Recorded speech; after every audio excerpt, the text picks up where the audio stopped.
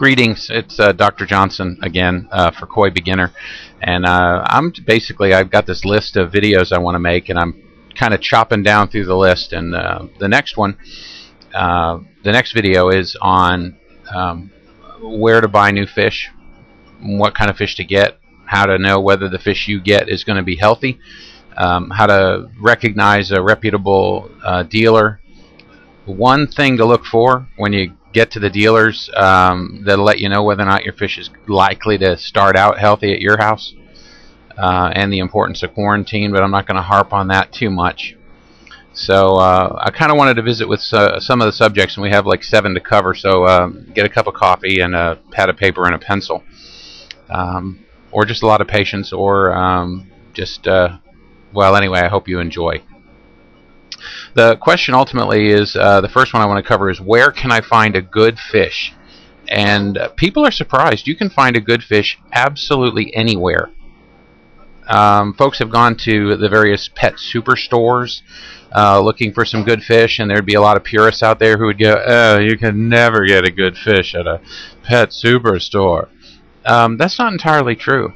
Those fish go over to those pet superstores in batches of 1,000 at a time, and not uncommonly in a batch of 1,000 fish, even if they're domestic.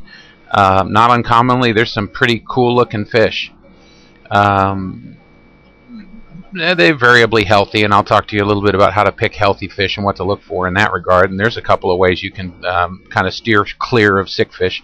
But the answer to where can I find a good fish is anywhere you find them. And don't scoff at the pet superstores and the little small garden centers and the I remember when Pike Nurseries carried fish. Some of their stores still do, and Pike Nurseries had pretty decent fish sometimes, especially if you were the first in line to pick from the fish when they first came in, which is always desirable. If you can pick from the fish when they first come in, it's pretty cool. The next question is, what is a good koi? And the answer to that question has a lot to do with how you define a good koi. There's 2 different definitions. One is the purists, the people that show fish and all that other stuff. They're sometimes can be very snobby, and they would pick fish based on body conformation and color. They want the colors to be bright, primary, crisp, no mixing, no blending, and they have to obey certain specific patterns. For example, the Sankey versus Showa are marked with the same colors, but the pattern defines whether they're Sankey or Showa. There's nothing wrong with that. That's fine. But that might not be the way you define good koi. Most people actually, especially koi beginners, when they get into it, the definition of a good koi is a koi that makes your eye happy. And that might be the big orange one with black freckles. It could be the one that's shimmering white, the platinum. I'll tell you what's crazy common and crazy popular, and for good reason, is the orangey or orange butterfly. It has long fins, nothing but an orange fish.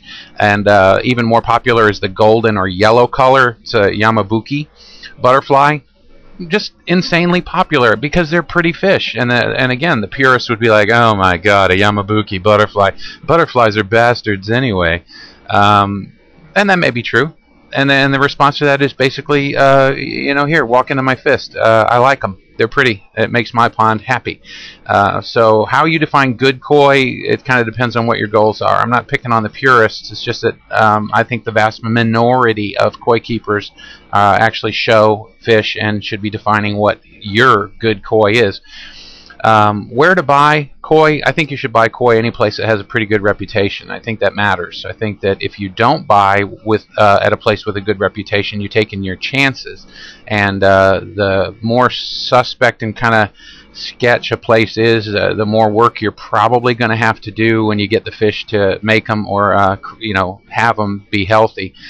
I like a garden center with good clean water, and we'll talk a little bit about that in a minute. But there's one thing, and I told you I was going to tell you about one good thing that you should look for it's a point of inexperience and not a lack of education. And when you see this happening, you should say, I don't know, maybe not buying a fish here. And that is carrying a fish in a net. they're not made to be carried in a net, and they flop around in the net, and then it abrades their skin, it cuts up their skin, and it damages their ends of their fins. It'll split the pectorals, it'll rub their mouths and barbels and their eyes. So basically, when the store owner catches the fish and then carries it to the bagging table in the net, you're starting out with damaged goods. You immediately have ulcers on the body. They're microscopic, obviously, abrasions and damage to the eye and that sort of thing. Right off the bat, you get to deal with that. The fish should be netted, not lifted up in the net, but they should be netted and then slid into a bag. They can be carried in a plastic bag, even if there's hardly any water in it, because the plastic bag is smooth, and in their struggles, they will not cut up and abrade their skin. So when you see somebody carrying a fish in a net, it might just be a good idea to, either ask them to carry them in a plastic bag or not to carry them in the net. When you go to buy fish, the thing to look for is body language. It's important that you notice body language, and you go, well, all right, so what's body language? Well, first, that's moving around a lot.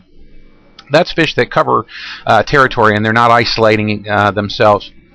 And especially, it's the pectoral fins. Good body language, two things. Pectoral fins that move. They're out from the body, and the fish can stop, and it tries to get, look at the surface for food, obviously. And really sick fish, they never come up to the surface with their pectoral fins. They just drift to the surface lethargically.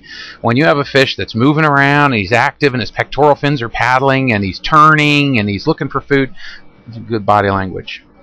The smell. Let your nose do the talking. When you go to a garden center, pet store, facility, put your nose near the water, and if you smell death, probably is some.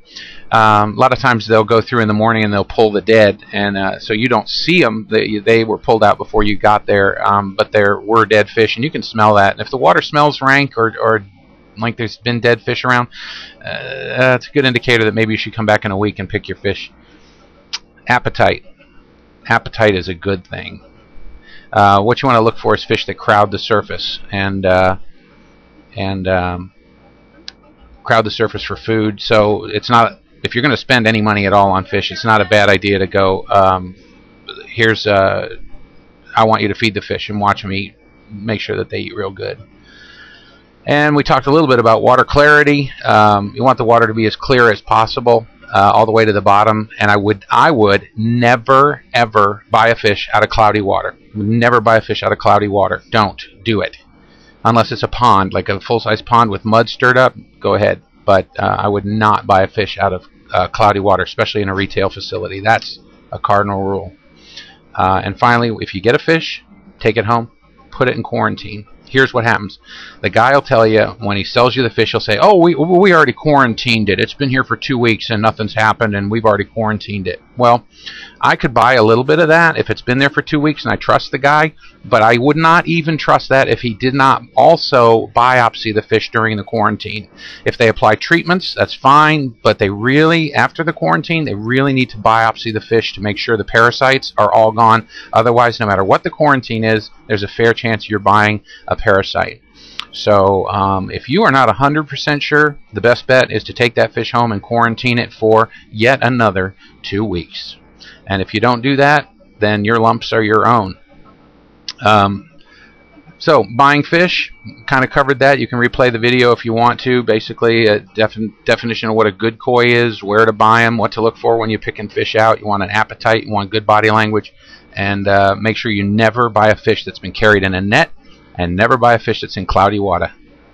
And that's it. Thanks a lot.